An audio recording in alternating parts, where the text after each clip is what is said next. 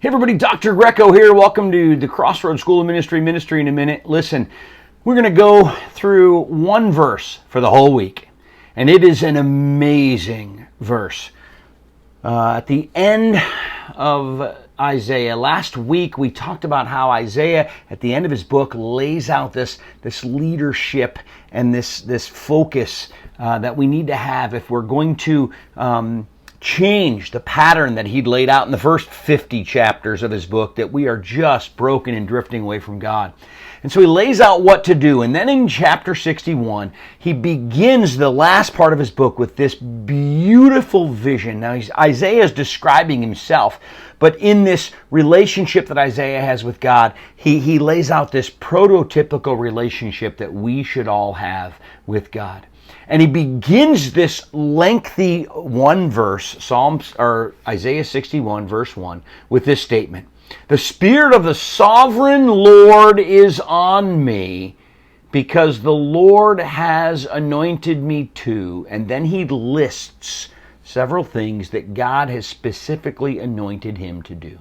Now, this conversation is about leadership because we all have these goals, these jobs that God has given us. But for every believer, we're all leaders because we all have someone that we're modeling Christ for. He says two things in this introduction to this verse that are important. Okay? First of all, the sovereign Lord's Spirit is on you.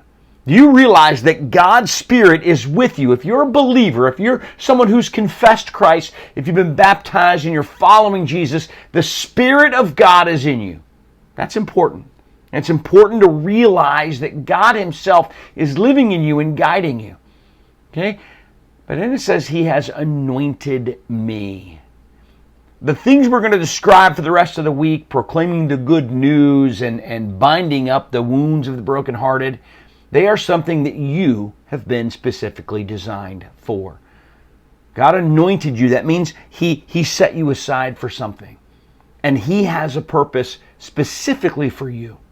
Okay? As we talk about this week, don't forget that it's not something you have to do. It's something God does, but He wants to use you specifically to do it.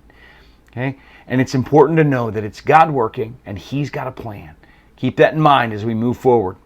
We'll see you tomorrow for another Ministry in a Minute.